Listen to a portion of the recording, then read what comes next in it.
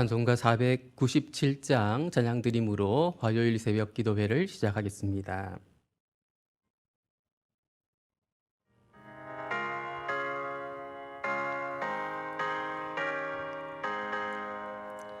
주 예수 넓은 사랑 그 크신 은혜를 나 힘써 전파함은 참 기쁜 일일세.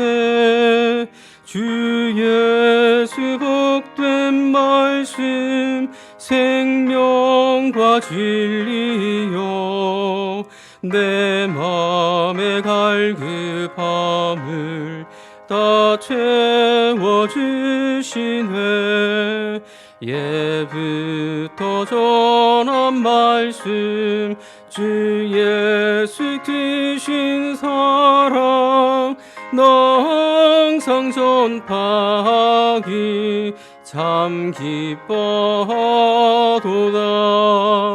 이 말씀 전할 때에 내 맘이 기쁘고 그 말씀 전할수록 새 기쁨 넘치네.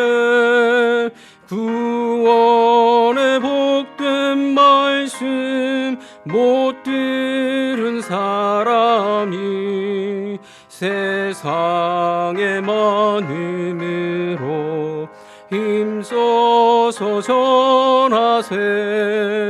예부터 전한 말씀 주 예수 크신 사랑 나 항상 전파하기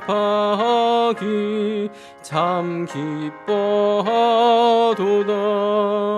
이 말씀 들은 사람 또 듣기 원하고 목말라 사모하니 그 말씀 진리라. 그 나라 영광 중에 나 부를 새 노래 예부터 좋아하던 이 말씀뿐일세. 예부터 전한 말씀 주 예수 크신 사랑 나 항상 전파하기 참 기뻐하도다.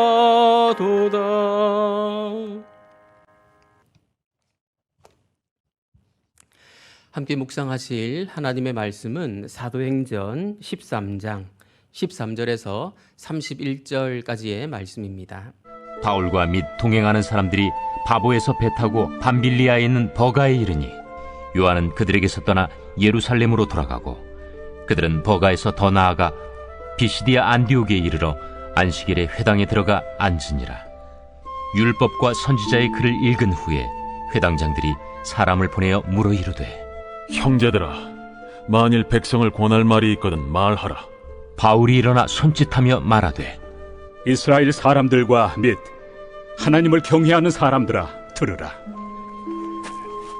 이 이스라엘 백성의 하나님이 우리 조상들을 택하시고 애굽 땅에서 나그네 된 그 백성을 높여 큰 권능으로 인도하여 내사 광야에서 약 40년간 그들의 소행을 참으시고 가나안 땅 7족속을 멸하사 그 땅을 기업으로 주시기까지 약 450년간이라. 그 후에 선지자 사무엘 때까지 사사를 주셨더니 그 후에 그들이 왕을 구하거늘 하나님이 베냐민 지파 사람 기스의 아들 사울을 40년간 주셨다가 패하시고 다윗을 왕으로 세우시고 증언하여 이르시되 내가 이새의 아들 다윗을 만나니 내 마음에 맞는 사람이라. 내 뜻을 다 이루리라 하시더니 하나님이 약속하신 대로 이 사람의 후손에서 이스라엘을 위하여 구주를 세우셨으니 곧 예수라. 그가 오시기에 앞서 요한이 먼저 회개 세례를 이스라엘 모든 백성에게 전파하니라. 요한이 그 달려갈 길을 마칠 때 말하되 너희가 나를 누구로 생각하느냐? 나는 그리스도가 아니라 내 뒤에 오시는 이가 있으니 나는 그 발의 신발끈을 풀기도 감당하지 못하리라 하였으니 형제들아, 아브라함의 후손과 너희 중 하나님을 경외하는 사람들아, 이 구원의 말씀을 우리에게 보내셨거늘 예루살렘에 사는 자들과 그들 관리들이 예수와 및 안식일마다 외우는 바 선지자들의 말을 알지 못하므로 예수를 정죄하여 선지자들의 말을 응하게 하였도다. 죽일 죄를 하나도 찾지 못하였으나 빌라도에게 죽여달라 하였으니 성경에 그를 가리켜 기록한 말씀을 다 응하게 한 것이라. 후에 나무에서 내려다가 무덤에 두었으나 하나님이 죽은 자 가운데서 그를 살리신지라. 갈릴리로부터 예루살렘에 함께 올라간 사람들에게 여러 날 보이셨으니 그들이 이제 백성 앞에서 그의 증인이라. 네, 우리는 어제부터 바울의 제1차 선교 여행을 묵상하고 있습니다. 바울이 선교 여행을 떠나지 않았더라면 어떻게 되었을까요? 많은 사람들이 복음을 듣지 못했을 것이고 그 결과 우리에게까지도 복음이 전달되지 않았든지 전달되는 그 시기가 아주 뒤로 많이 늦춰졌을 것입니다. 그런 점에서 바울에게 참 고맙다는 그런 마음이 듭니다. 그러나 바울에게 고마운 마음 갖는 것은 마땅한 것이지만 우리가 더 정확히 알고 있어야 될 사실이 있는데 그것은 선교를 또는 전도를 적극적으로 주도하신 분은 성령 하나님이시다라는 사실입니다. 바울의 제1차 선교 여행은 성령께서 바나바와 바울을 따로 세우라라고 지시하신 데서 시작했고 성령의 보내심을 받아 구브로로 감으로써 첫 발을 내딛게 되었습니다. 철저히 선교를 주도하신 분은 성령 하나님이셨습니다. 인간의 열정으로 이 일이 시작된 것이 아니다라는 것이지요. 그렇다면 우리 인간들의 역할은 무엇입니까? 성령 하나님께서 하시는 일에 참여하는 것입니다. 감히 하나님의 동력자가 되는 것이죠. 그것도 얼마나 영광스러운 일인지 모릅니다. 이 일의 의미를 알면 알수록 이렇게 영광스러운 일에 우리를 사용하신 것이구나라는 사실을 알고 감동하게 될 것입니다. 우리는 어제 본문에서 바울 일행이 첫 선교지였던 구브로에서 어떤 경험을 했는가 하는 것을 함께 묵상한 바 있습니다. 바예수라 하는 유대인 마술사가 바울 일행의 사역을 방해하는 일이 있었지요. 그럼에도 불구하고 이방인이었던 총독 서기오 바울은 믿는 자가 되기로 결심하는 그런 모습을 함께 살펴보았습니다. 복음을 전하는 일에는 언제나 어려움, 반대, 방해가 있을 수 있음을 어제 이야기가 시사해주고 있습니다. 그럼에도 불구하고 그런 가운데서도 믿는 자가 등장하게 될 것임을 시사해 주기도 합니다. 이런 것이 선교인 것이죠. 이런 것이 전도인 것입니다. 오늘 본문은 바울의 선교 여행과 관련해서 어쩌면 우리가 가장 궁금해할 수 있는 질문에 대한 답을 주는 것이다 라고 볼 수 있겠습니다. 바울의 선교 여행을 묵상하면서 가장 궁금하게 여겨지는 질문들이 있다면 무엇이 있으신지요? 누구와 같이 갔는지, 얼마나 많이 걸었을지, 그 길들의 여정들이 어떠했을지, 또 비용은 얼마나 들었을지, 그런 것들도 우리에게 궁금증을 자아낼 수 있습니다. 제가 가장 궁금한 것은 바울이 선교 여행을 다니면서 어떤 설교를 했을까? 그 설교의 내용은 무엇이었을까라는 것입니다. 어제 본문에서도 총독이 바울이 전했던 주의 가르치심을 듣고 놀랬다라고 말하지 않습니까? 도대체 어떤 가르침을 전했기에 총독이 듣고 놀라기까지 한 것일까요? 사도행전에는 바울의 설교가 3번 나옵니다. 한 번은 주로 유대인들을 대상으로 설교했고 또 한 번은 순수하게 이방인들을 대상으로 설교했고 또 한 번은 그리스도인들을 대상으로 설교하는 내용이 나옵니다. 물론 뭐 훨씬 더 많은 설교들을 했겠지만 그것들을 압축하고 요약해서 이 다른 대상을 향한 설교의 내용들을 요약해서 사도행전에 소개하고 있는 것일 것입니다. 오늘 본문은 바울이 주로 유대인들을 대상으로 설교한 내용을 소개하고 있습니다. 그 외에도 오늘 본문에서 우리가 좀 고민해보고 또 묵상해보면 좋을 몇 가지 주제들이 있기는 합니다. 요한은 왜 예루살렘으로 먼저 돌아갔을까? 나중에 이 문제 때문에 바울과 바나바가 심하게 싸우게 되고 서로 갈라서게 되는 그런 원인이 되지 않았습니까? 그리고 바보에서 버가를 지나 비시디아 안디옥으로 이동하는 그 길은 매우 위험한 길이라고 소문이 나 있었는데 그 여정도 한번 살펴보면 좋을 것 같은데 우리가 오늘은 좀 이런 부분들을 함께 다루지는 못할 것 같습니다. 그리고 성경에 거의 소개되어 있지 않은 회당에서의 예배 모습도 오늘 본문은 잠깐 보여주고 있는데 이런 부분들도 우리가 함께 묵상하기는 좀 곤란할 것 같습니다. 이런 것들은 다 생략하고 바울이 어떤 설교를 했는가 그 설교의 내용에 우리가 좀 집중해서 함께 말씀을 묵상하려고 합니다. 먼저 바울이 설교했던 대상들, 곧 청중에 대해서 좀 정확히 살펴보십시다. 16절 말씀입니다. 바울이 일어나 손짓하며 말하되 이스라엘 사람들과 및 하나님을 경외하는 사람들아 들으라. 설교의 청중들은 이스라엘 사람들과 하나님을 경외하는 사람들로 소개되고 있습니다. 여기서 이스라엘 사람들이라고 하는 것은 날 때부터 유대인이었던 사람들과 원래는 유대인이 아니었지만 개종에 의해서 유대인이 된 사람들을 합쳐서 부르는 호칭입니다. 그리고 하나님을 경외하는 사람들은 유대교에 깊은 관심을 갖고 있을 뿐 아니라 유대인들이 섬기는 하나님을 섬기는 이방인들을 지칭하는 것으로 보입니다. 이들은 아마도 할례 때문에 유대교로 개종하지는 않았지만 회당 예배에 참석해서 하나님께 예배를 드렸던 경건한 이방인들이라고 말할 수 있습니다. 그러니까 오늘 본문에서 바울의 설교를 들은 사람들, 청중들은 전부 유대인들은 아니었지만 구약 성경을 잘 알고 있는 사람들, 예배에 많이 참여했기 때문에 구약 성경에 대해서 잘 알고 있는 사람들이라고 말할 수 있습니다. 바울은 구약 성경을 기본적으로 잘 알고 있는 사람들을 대상으로 어떻게 설교를 했을까요? 어떤 복음을 전했을까요? 17장에 가면 바울이 아테네에서 이방인들을 대상으로 설교하는 내용이 나오는데 구약 성경을 전혀 알 리 없는 사람들에게 하는 설교와는 그 내용이 많이 다를 것으로 예상할 수 있습니다. 그때 17장에 가서는 이방인들을 대상으로 어떻게 설교했는가를 살펴보게 되겠지만 오늘은 구약 성경을 알고 있는 사람들을 대상으로 어떻게 설교했는가 하는 부분들을 함께 묵상하려고 합니다. 바울의 설교를 제대로 이해하기 위해서는 먼저 좀 단락 구분을 할 필요가 있겠습니다. 바울의 설교는 17절에서 시작해서 41절까지 이어지는데 크게 두 부분으로 나눌 수 있습니다. 17절에서 39절 그리고 40절에서 41절 이렇게 나눌 수 있는데요. 17절에서 39절은 복음을 설명해 주고 있습니다.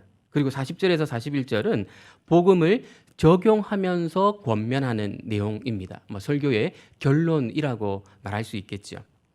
복음에 대해 설명하고 있는 17절에서 39절도 다시 두 부분으로 나눌 수 있는데 17절에서 37절이 앞부분이고 38절, 39절이 뒷부분입니다.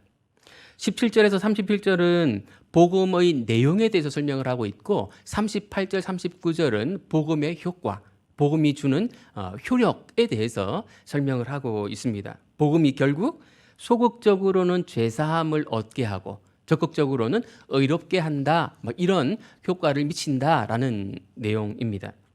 17절에서 37절은 복음의 내용을 설명하고 있다고 제가 말씀을 드렸는데 이것도 두 부분으로 나눌 수 있습니다. 17절과 27절 그리고 26절에서 37절입니다. 앞부분과 뒷부분은 다 예수님에 대해서 또는 뭐 다르게 말하면 복음에 대해서 설명을 하고 있는데 조금 다른 시각에서 예수님을 설명하고 있다 이렇게 보시면 되겠습니다. 17절에서 25절에는 이스라엘의 조상인 아브라함부터 구약의 마지막 인물이라고 말할 수 있는 세례 요한이 등장하고 있습니다. 물론 아브라함이라고 하는 이름은 명시적으로 등장하지는 않고 암묵적으로 등장하고 있습니다. 이스라엘의 조상은 당연히 아브라함이니까요. 아브라함에서부터 시작해서 구약의 마지막 인물인 세례 요한을 등장시키면서 설명을 하고 있습니다. 다시 말해 구약과 관련해서 예수님을 소개하고 있는 것이지요. 구약 이스라엘 역사를 아주 간략하게 소개하면서 이스라엘 역사의 결말로 오신 분, 이스라엘 역사의 결론으로 오신 분이 바로 예수님이시다라는 방식으로 예수님을 설명하고 있습니다. 예수님이 오시지 않았다면 이스라엘 이야기 또는 이스라엘 역사 이야기는 아주 허접한 이야기에 불과할 뿐이다라는 의미가 여기에 담겨 있습니다. 그런데 이 단락을 읽을 때 주의해야 할 것은 주어가 누구인가 하는 것입니다. 바울이 굉장히 신경 쓰면서 이 설교를 해 나가고 있는 것으로 보이는데요. 다시 한번 우리 이 본문을 읽을 때에 주어가 누구인가라는 것을 좀 유의하시면서 17절에서 23절을 같이 한번 읽어보겠습니다. 이 이스라엘 백성의 하나님이 우리 조상들을 택하시고 애굽 땅에서 나그네 된 그 백성을 높여 큰 권능으로 인도하여 내사 광야에서 약 40년간 그들의 소행을 참으시고 가나안 땅 7 족속을 멸하사 그 땅을 기업으로 주시기까지 약 450년간이라. 그 후에 선지자 사무엘 때까지 사사를 주셨더니 그 후에 그들이 왕을 구하거늘 하나님이 베냐민 지파 사람 기스의 아들 사울을 40년간 주셨다가 패하시고 다윗을 왕으로 세우시고 증언하여 이르시되 내가 이새의 아들 다윗을 만나니 내 마음에 맞는 사람이라 내 뜻을 다 이루리라 하시더니 하나님이 약속하신 대로 이 사람의 후손에서 이스라엘을 위하여 구주를 세우셨으니 곧 예수라. 여기서 주어, 그러니까 이스라엘의 역사를 주도적으로 이끌어 가신 분이 누구이십니까? 하나님이십니다. 하나님이 이스라엘의 역사를 주도적으로 이끌어 가셨다, 이끌어 오셨다라는 식으로 바울은 설교하고 있습니다. 다시 말해 이스라엘 역사의 결말이 예수님이 되게 하신 분도 바로 하나님이시라는 것입니다. 이 모든 것이 하나님의 계획에 의해서 하나님의 역사의 주관자라는 입장에서 이 모든 일들이 여기까지 오게 되었다라는 것이죠. 그리고 이스라엘 역사의 결말로 예수님이 오시게 되었다, 이 부분을 설명하고 있습니다. 그리고 왜 예수님이 이스라엘 역사의 결말로 오시게 되었다고 말합니까? 이스라엘을 위하여, 즉 이스라엘을 구속하시려고.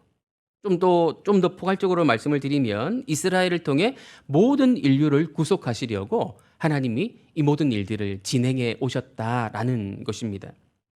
26절에서 37절은 복음 곧 예수님에 대해서 조금 다른 시각으로 설명을 하고 있는데요. 물론 오늘 큐티 본문은 31절에서 끊어졌습니다. 아마도 이 전체적인 분량이 37절까지 해야 사실은 맞지만 분량 조절상 이렇게 31절에서 끊은 것 같습니다. 이 단락에서 바울은 다시 한번 청중을 부르는데요. 26절 상반절입니다. 형제들아, 아브라함의 후손과 너희 중 하나님을 경외하는 사람들아, 너희는 하나님을 경외하는 사람들이다라는 사실을 다시 한번 상기시켜주고 있습니다. 그리고 예수님 당대의 유대인들이 예수님을 어떻게 대했는가 하는 것을 설명하고 있습니다. 26절 하반절에서 28절 말씀입니다. 이 구원의 말씀을 우리에게 보내셨거늘 예루살렘에 사는 자들과 그들 관리들이 예수와 및 안식일마다 외우는 바 선지자들의 말을 알지 못하므로 예수를 정죄하여 선지자들의 말을 응하게 하였도다. 죽일 죄를 하나도 찾지 못하였으나 빌라도에게 죽여달라 하였으니, 유대인들은 하나님이 선지자들을 통해 말씀하신 구원자를 보내셨음에도 불구하고 그 사실을 알지 못하고 예수님을 죽음으로 내몰았다는 것입니다. 그렇게 함으로써 본의 아니게 오실 메시아가 자기 백성에게 거부당할 것이라고 예언했던 선지자들의 그 예언을 성취하게 되었다는 것입니다. 정리하면 예수님 당대의 유대인들은 하나님의 의도를 전혀 모르고 예수님을 죽였다라는 것입니다. 그런데 하나님이 하신 일이 무엇입니까? 30절에 보면 하나님이 죽은 자 가운데서 그를 살리신지라. 내일 본문이기는 하지만 미리 좀 보면 33절에서 곧 하나님이 예수를 일으키사라고 말하고 또 34절에서도 또 하나님께서 죽은 자 가운데서 그를 일으키사라고 말하고 있습니다.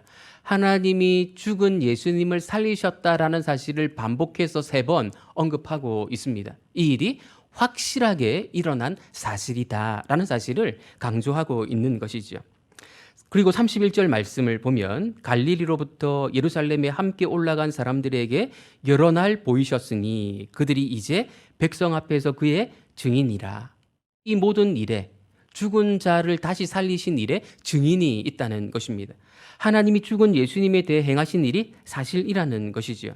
그러므로 구약의 약속들, 특히 다윗에게 주셨던 약속, 영원히 왕위가 끊어지지 않게 하겠다는 그 약속이 성취되었다는 것입니다. 내 뜻을 다 이루겠다라고 약속하셨던 그 약속이 성취되었다는 것입니다. 다시 말해 그렇게 안 보일 수도 있지만 하나님이 약속하신 새 시대가 이미 도래했다는 것입니다. 이것이 복음이라는 것이지요. 이 내용을 바울이 설교했습니다. 선교 여행을 돌아다닌 곳곳에서 이 내용을 설교했습니다. 말씀을 좀 정리하겠습니다. 하나님께서 예수님께 행하신 일은 완전히 새로운 시대, 구원의 새 시대가 도래했다는 사실을 선언하는 것이었습니다. 앞에서 바울은 자신의 설교를 듣는 청중들을 일컬어서 하나님을 경외하는 사람들이라고 말한 바 있습니다. 진짜로 하나님을 경외한다면 하나님이 하신 일에 주목하고 그분의 뜻을 알아야 된다라는 것이죠. 하나님이 이스라엘의 역사를 주도하셨다는 사실을 믿는다면, 하나님이 다윗에게 약속하신 그 사실을 믿는다면 이 마지막 때에 하나님이 행하신 일을 보라는 것입니다. 그 하나님이 죽은 자를 다시 살리심으로 다윗에게 하셨던 약속을 이루셨고 그리하심으로 이 세상을 완전히 다른 세상이 되게 하셨다라는 것입니다. 이 내용이 바로 복음입니다. 바울이 전 세계를 돌아다니면서 했던 설교의 핵심적인 내용이 바로 이것이었습니다. 이 복음이 총독 서기어 바울에게 들어갔는데 그 내용이 그에게 놀랍게 다가왔습니다. 이 복음을 받아들이는 사람은 옛 시대가 여전히 존재하는 가운데서도 새 시대의 삶을 살기 시작할 것입니다. 우리가 그냥 보기에는 옛 시대가 그대로 존재하는 것 같습니다. 하지만 믿음의 눈으로 이 복음을 받아들인 사람에게는 이미 새 시대가 이 옛 시대 가운데 침투해 들어와 있고 새 시대를 살아갈 수 있음을 알 수 있게 될 것입니다. 날마다 그런 경험을 하면서 살아가는 것이죠. 그 삶으로 우리는 초대받았고 또 다른 사람들을 초대하도록 그 명령을 위임받았음을 기억해야 할 것입니다. 오늘 하루도 옛 시대 가운데에서 새 시대의 삶을 살아가시는 그런 저와 여러분들 되시기를 예수님의 이름으로 축원드립니다. 기도하겠습니다. 하나님 아버지, 오늘 바울이 선교 여행을 하면서 전 세계를 돌아다니며 어떤 설교를 했을지 그 설교의 내용에 아주 핵심적인 한 부분을 함께 묵상해 보았습니다. 그는 복음을 전했습니다. 예수님이 이스라엘 역사에 왜 결말일 수밖에 없는지를 설명했고 하나님이 행하신 그 일이 얼마나 놀라운 일이고 또 새로운 시대를 촉발시킨 일이었다는 사실을 전파하며 다녔음을 함께 묵상해 봅니다. 하나님, 옛 시대가 여전히 존재하고 있지만 예수님을 통해서 새로운 시대를 불러일으키셨음을 우리가 믿고 그 새 시대의 백성으로 오늘 하루도 살아가기를 원합니다. 그래서 아직도 하나님을 알지 못하고 옛 시대에 머물러 살아가고 있는 사람들에게 새 시대의 삶을 설명해 줄 수 있고 보여줄 수 있고 알려줄 수 있는 우리 모두가 될 수 있도록 은혜 베풀어 주옵소서. 바울을 통해 우리가 새로운 생명을 힘입게 되었던 것처럼 또 우리를 통해 아직 하나님을 알지 못하는 사람들이 새 생명을 힘입고 생명을 얻어 살아갈 수 있는 이 일들이 오늘도 일어나게 해 주옵소서. 예수님의 이름으로 간절히 기도드립니다. 아멘. 하늘에 계신 우리 아버지여, 이름이 거룩히 여김을 받으시오며 나라의 임하옵시며 뜻이 하늘에서 이룬 것 같이 땅에서도 이루어지이다. 오늘날 우리에게 일용할 양식을 주옵시고 우리가 우리에게 죄 지은 자를 사하여 준 것 같이 우리 죄를 사하여 주옵시고 우리를 시험에 들게 하지 마옵시고 다만 악에서 구하옵소서. 내게 나라와 권세와 영광이 아버지께 영원히 있사옵나이다. 아멘. 오늘 주신 말씀을 생각하며 함께 기도하겠습니다. 그리고 또 우리 청소년들, 우리 자녀들 다음 세대를 위해서 또 함께 기도해 주시고 또 개인 기도 제목으로 기도하시다가 자유롭게 일상으로 돌아가겠습니다.